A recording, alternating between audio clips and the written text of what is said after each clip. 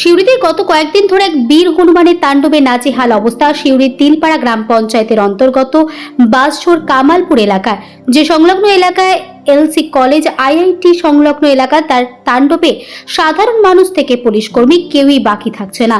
তার কামড় এবং আক্রান্তে নাজেহাল পরিস্থিতি তৈরি হয়েছে সিউড়ি গ্রাম্য এলাকায়। প্রথম ঘটনা ধরা পড়ে হোলির দিন। সিউড়ি বাসঝোর এলাকায় এক মহিলা এক পথচারী এক বাচ্চাকে আক্রান্ত করে। সিভিক পুলিশ আক্রান্ত হয়। তারপর থেকে আক্রান্তের পরিমাণ বাড়তেই চলেছে।